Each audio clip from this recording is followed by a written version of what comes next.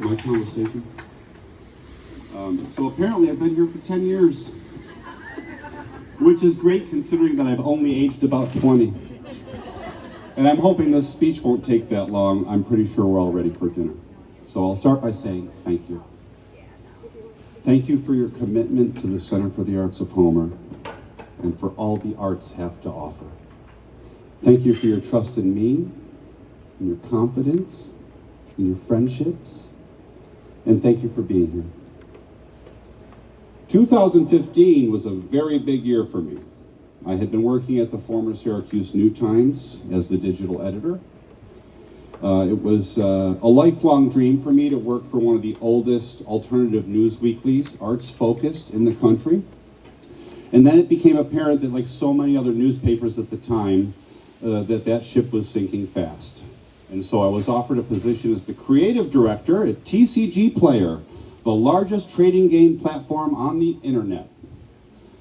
Think Pokemon or Magic the Gathering, things like that. I was never a gamer, but they offered me the position of creative director on the 10th floor of a Syracuse high-rise with impeccable views and a six-figure salary. The people there were really nice. The pay was life-changing, and the views were outstanding. And many people would mark this as the epitome of success. It was also the shortest job I had, and I hated every minute of it. And so, like Linda said, there's this theory about the red string of fate, which is an old Chinese or Japanese folklore, that an invisible red cord connects individuals. It symbolizes an unbreakable bond or a predestined connection. So here I was staring out the window of the 10th floor having a literal internal crisis about my career choices when I received a phone call from Linda Hartzog. I first met Linda when I was working at the Dia Art Foundation, which holds the largest collection of contemporary and modern art in the world. And I also ran a gallery out of my home called Floor One, which specialized in street art, graffiti, and underground art from New York City and the Hudson Valley in Beacon, New York. It is still listed as one of the top 100 art towns, and I was really proud to be part of that beginning process down there. And so after returning to Syracuse, Linda and I reconnected when I recreated the greatest hoax in U.S. history, the Cardiff Giant. This was in 2012, and Linda offered me the position of curator in residence at the Syracuse Technology Garden. And the way I remembered it was I paid $1 to lease the space for a year. And I told her I would pay her 25 cents installments once a quarter. And so I could curate artwork into the space, and I created synergies between artists and technology wizards who at the time were making things like digital music stands and voice recognition technology before we even knew what it was. And Linda was probably the only person who could talk someone into paying them to work and make you believe it was the best decision you ever made. So she calls and says, "Ty, they're looking for an executive director at the Center for the Arts of Homer. You should send in your resume for consideration." Of course, my first response was, "Well, how much is it going to cost me?" And Linda was straightforward, as she always is with me. And she said, "It's the type of job where you're going to have to raise money to pay your own salary. It's a nonprofit. And I think you'd be a good fit." So I went ahead and sent in my resume and ended up in front of a board of directors, a mix of center founders and community members who had been operating the center for an entire year without a director, and one office person. And so the center's volunteer army is a legacy that extends long beyond my time here. I asked about finances, and it was Russ Oshel who told me, "It's not bad, it's kind of riding the edge, it needs a little work." That could be taken a lot of ways. And David Yeaman asked me if I could fill a 400-seat theater. And I said, "Absolutely, great question, no problem." The answer is yes. Looking back, a more honest answer would be most of the time. Jim Hopkins asked me about my experience in fundraising. And 2 months later, I was staring at strands of spaghetti at the bottom of a styrofoam bowl, asking myself what we're going to do with all this extra Parmesan cheese that we ordered for the event.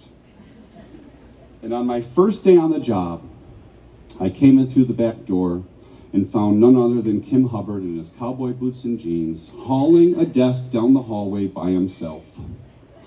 Now, you might think that it was that fine red line that put Kim in that back hallway at that moment, but knowing Kim as I do now, he probably accidentally ended up there so he could be the one to give me the first tour.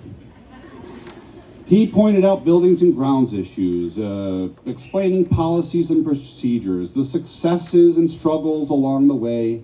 Imagine walking into your first day on the job and having a guy who resembles the most interesting man in the world point up at the roof and the ceiling of the church and say, "A storm blew a hole in the roof, there's a major leak, the balcony's closed, and we have a close to sold out show in 2 weeks." And this began my journey as executive director at the Center for the Arts.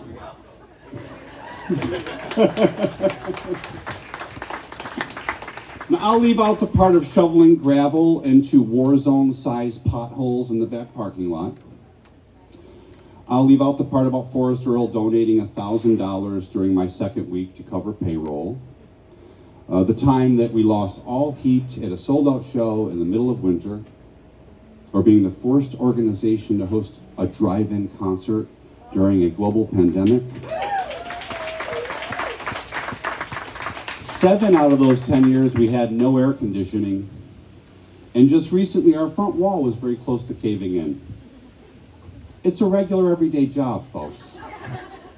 My plan was to stay like 5 to 7 years, make a few tweaks here and there, and be on my way. I have goals and dreams too. For example, would you like salt on the rim of your margarita or no salt on a sunny, warm beach somewhere? I had even given a 2-year notice to my board, and that was about 3 years ago now, because the community dangled a sparkly gem in front of me. And because I got to know you over the last 10 years, and surely you've also gotten to know me, and you know I love my sparkly gems.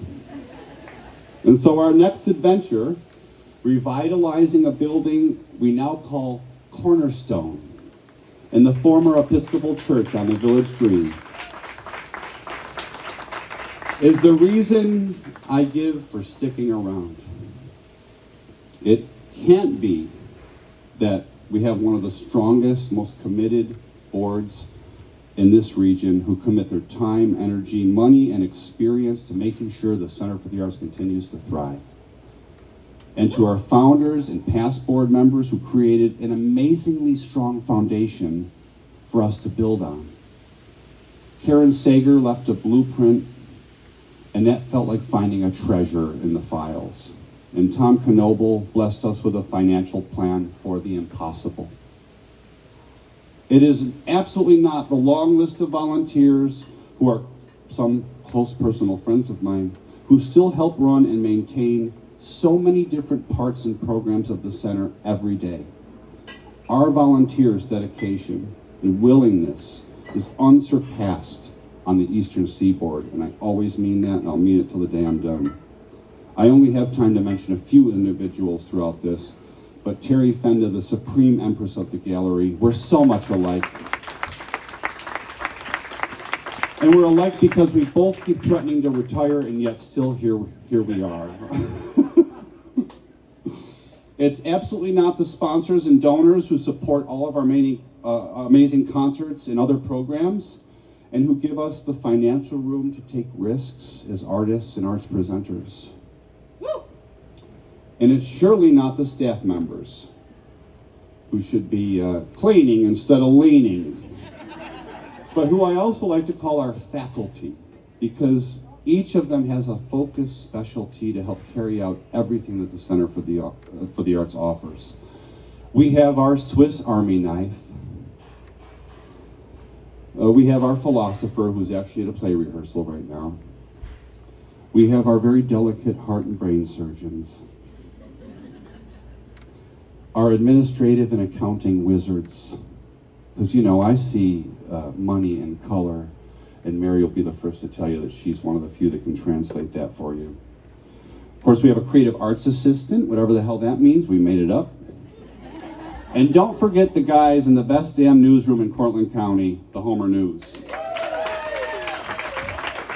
I am seriously blessed with the best team I've ever had the pleasure of sharing my days and late nights with. Sheila, did I forget anybody?